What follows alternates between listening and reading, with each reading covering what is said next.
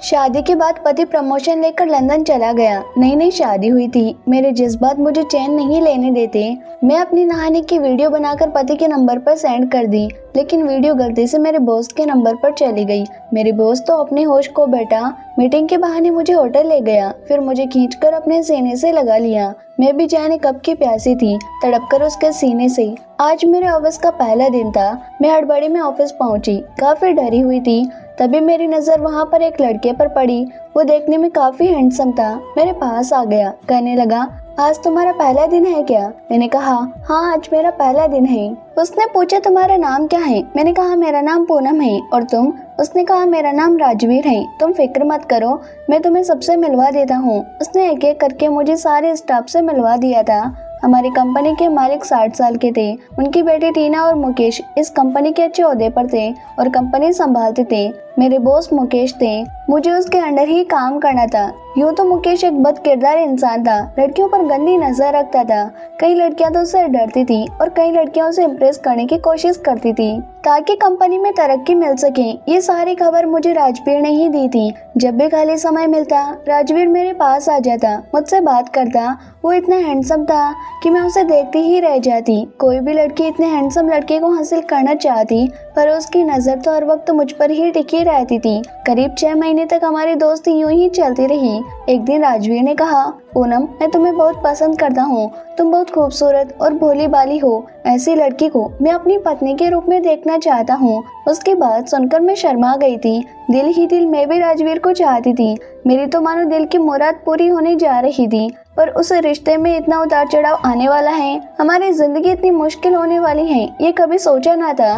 पर मेरी तरफ से भी हाँ ही थी। तो राजवीर ने मेरे घर पर रिश्ता भेज दिया। हम दोनों ही राजी थे, इसलिए हमारे घर वाले भी मान गए थे और बड़े ही धूमधाम से शादी करके मैं राजवीर के घर आ गई थी। राजवीर के घर उसके मम्मी पापा और उसका एक छोटा भाई रहता था।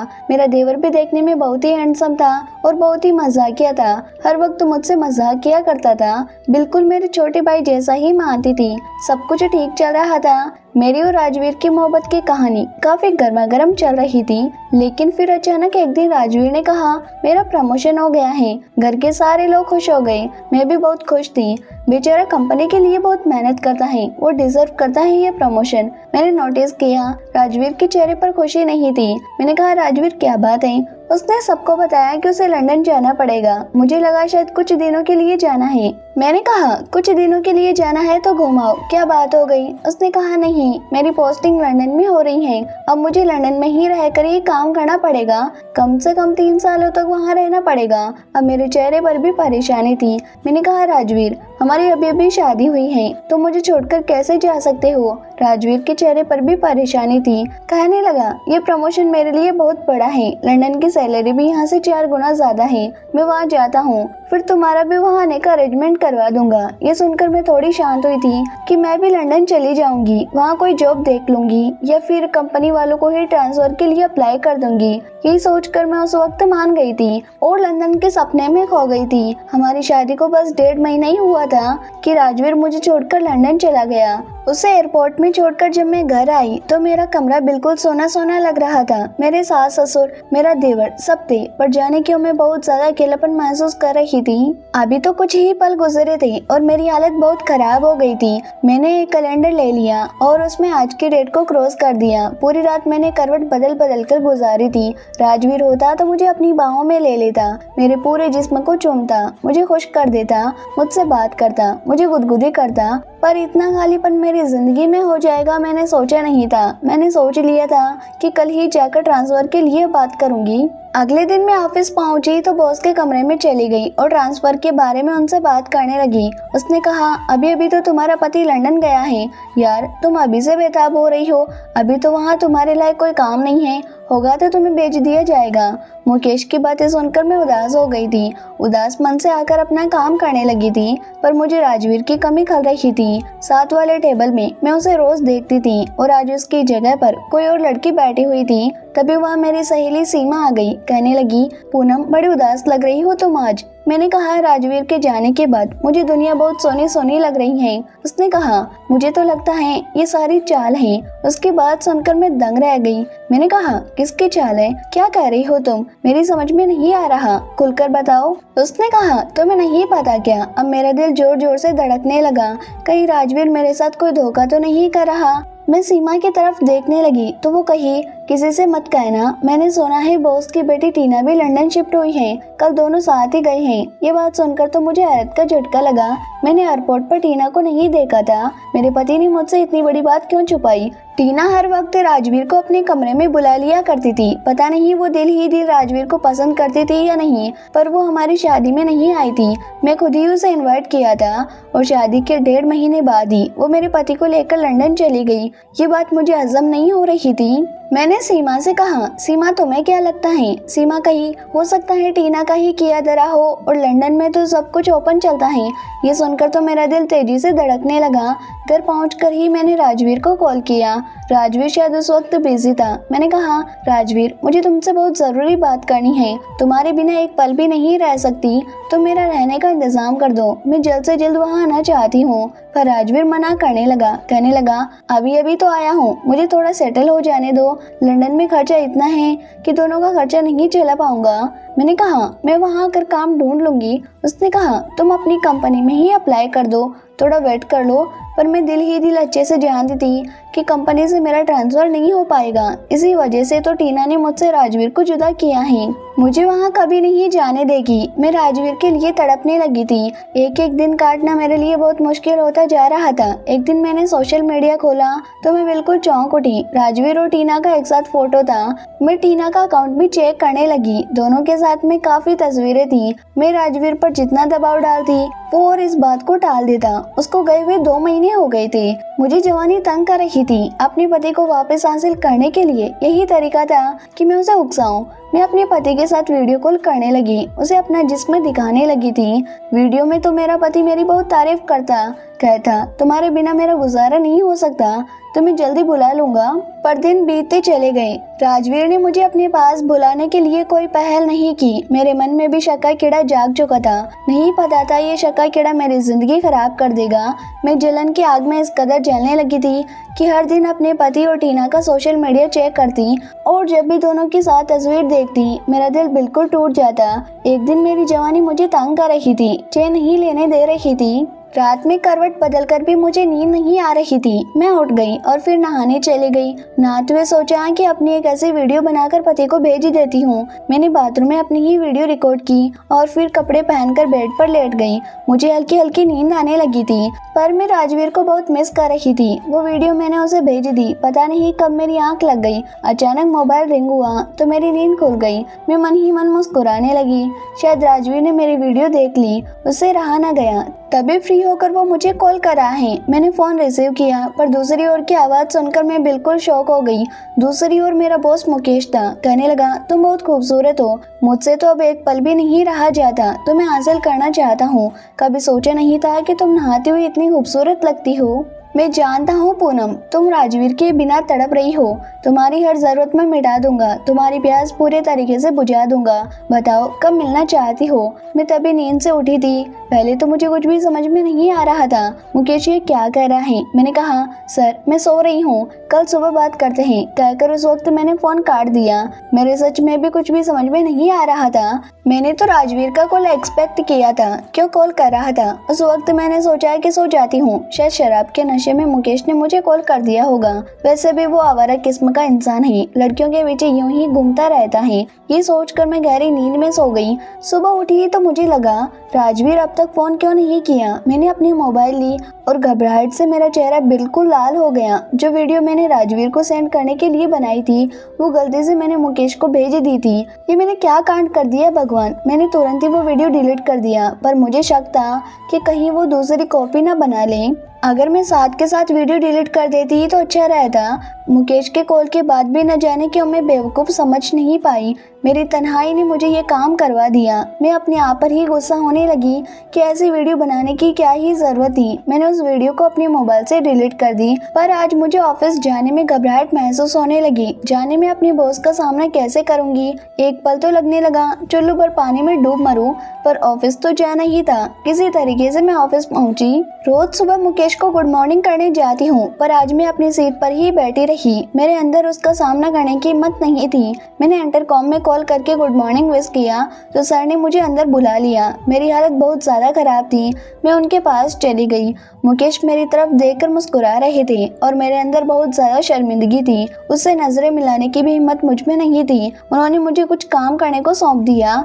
मैं अपने डेस्क में मुंह छुपाए अपना काम करने लगी थी। मैं मुकेश को अवॉइड करना चाहती थी। जब काम खत्म हुआ तो मैं जाने लगी। मुकेश ने मुझे आवाज दी, कहा, पूनम रुक जाओ, मैं तुम्हें घर ड्रॉप कर देता हूँ। मैं उसके साथ जाना नहीं चाहती थी, पर जो भी हुआ था मैं उससे बात जरूर करना चाहती थी ताकि इस मामले का हल निकाल सकूं। मैं उसके साथ घर जाने को तैयार हो गई। कार में बैठकर मुकेश कुछ बोल नहीं रहा था कि मैं उससे कही, सॉरी मुकेश, कल गलती से वो वीडियो मैंने तुम्हें भेज दी। मैं राजवीर को भेजने जा रही थी, पर नींद की हालत में मैंने गलती से तुम्हें भेज दी। तुम प्लीज वो वीडियो डिलीट कर दो। मेरे मन में ऐसा कुछ भी नहीं है। मुकेश ने कहा, वो वीडियो तो मेरे दिमाग में बस गई है, कैसे डिलीट कर दूं? तुम ठहरी पतिव्रता नारी, मैं समझ सकता हूँ। भले ही तुम्हारा पति वहाँ लंदन में मेरी बहन के साथ मुंह मार रहा है। ये बात उसके मुंह से निकली नहीं थी कि उसकी ओर देखने लगी, कहने लगी, मुकेश ये क्या कह रहे हो? मेरा सबसे बड़ा डर सही साबित होने जा रहा था।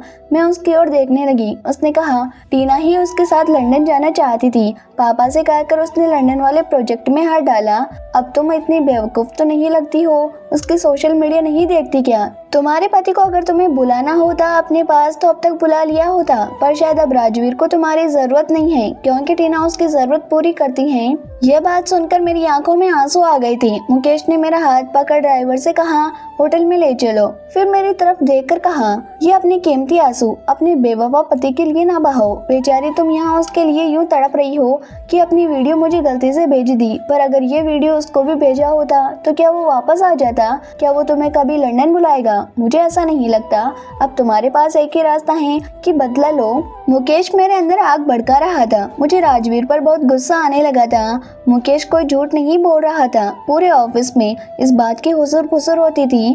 मुझे पता है, बस मैं ही अपने आप को समझाती थी ये सच नहीं है। जब मेरा पति कहीं और मुंह मार रहा है तो मैं अपनी जवानी यूं कब तक खराब करूंगी? मेरे दिमाग में यही सारे सवाल घूम रहे थे कि अचानक ड्राइवर ने गाड़ी रोक दी। मुकेश ने कहा, चलो। उसने मेरा हाथ थाम लिया, मुझे लेकर होटल में आ गया। कहने लगा, पूनम तुम इतनी खूबसूरत हो, मुझे तो तुम पहली नजर में ही भाग गई थी। मैं जानता हूँ राजवीर ने ही तुम्हें मेरे बारे में बहुत गलत बातें कही हैं कि मैं औरतों पर बुरी नजर रखता हूँ, इसलिए तुम हमेशा ही मुझसे दूरी बनाए रखती थी। पर मैं ऐसा नहीं हूँ, वो खुद ही ऐसा है। शादी किसके साथ? हनीमून किसी और के साथ, और बच्चे किसी और के साथ पैदा करेगा।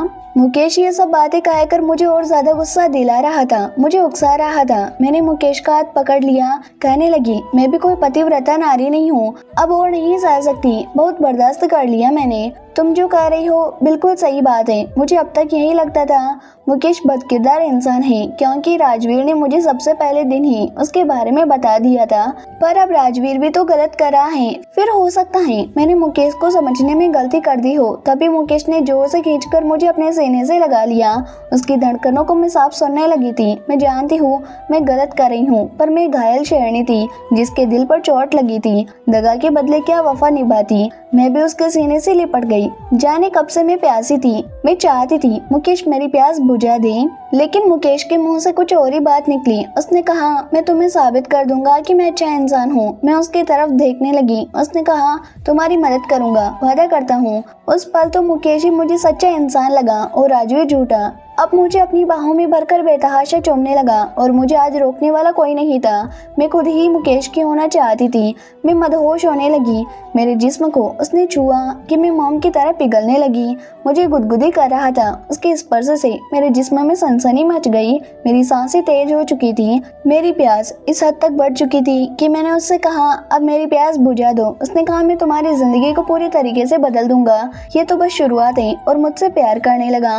उस रात हम दोनों दोनों एक हो गए थे। मैं अपने ससुराल वापस नहीं गई, पूरी रात उसके साथ होटल में रुकी। अपनी सास को मैसेज कर दिया था कि मैं ऑफिस के किसी मीटिंग में जा रही हूँ, आज नहीं आ पाऊंगी। बाद में राजवीर ने मुझसे पूछा कि तुम रात भर घर क्यों नहीं लौटी। मैंने कहा, मुझे ना इस तरह से सवाल मत किया करो। जब तुम मेरी जिम्मेदारी नहीं ले सकते, मुझे अपने पास लंदन नहीं बुला सकते, तो मैं अपने हिसाब से ही जिंदगी जीऊंगी। मुकेश ने साफ शब्दों में मुझे कह दिया था कि राजवीर के सामने अब दबकर मत रहना, मैं तुम्हारे साथ हूँ।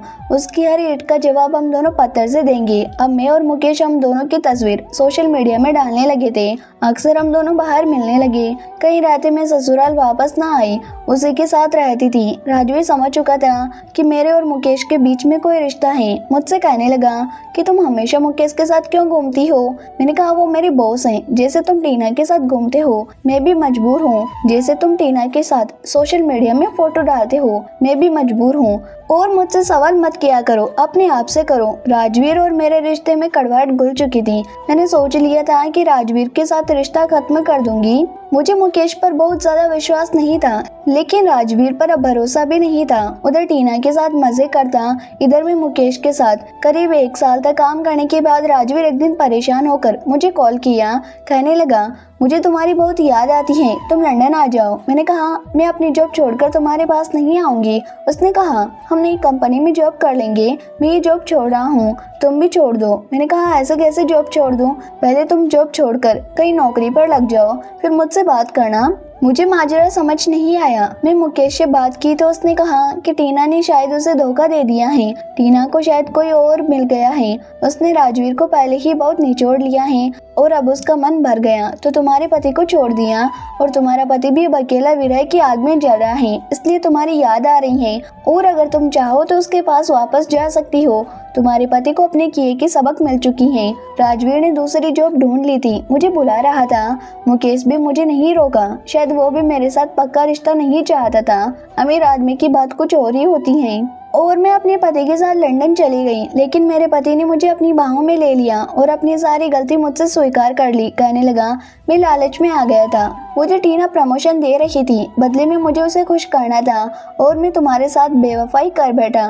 मैं भी कोई दूध की धुली नहीं थी। मैंने उसे सारी बातें कह दी कि आखिर किस तरीके से मैं और मुकेश करीब आए थे, क्योंकि गलतियां दोनों से हुई थी। हमने एक दूसरे को माफ कर दिया, नए सिरे से हमने अपनी जिंदगी शुरू की। पर मैं आज भी सोचती हूँ कि अगर आपका आपके साथ बेवफाई करे तो क्या उसका जवाब बेवफाई से देना चाहिए। मेरे दिल पर जो चोट लगी थी, मैंने वही चोट अपने पति को देना चाहा था और उसका फायदा मुकेश को हुआ। कहते हैं एक औरत चाहे तो एक घर को स्वर्ग बना दे और चाहे तो नरक, पर जब दिल पर चोट लगती है तो कभी कभी हम बिल्कुल बेकाबू हो जाते हैं और अंधेरी रास्ते में चल पड़ते हैं। दोस्तों, उम्मीद करती हूँ कि आपको हमारी कहानी पसंद आई होगी। कहानी पसंद आई है तो वीडियो को लाइक करें, चैनल पर नहीं है तो चैनल को सब्सक्राइब करें और हाँ, नोटिफिकेशन बेल को जरूर दबाएं ताकि अगली आने वाली अपडेट सबसे पहले आपको मिले। Okay, thank you.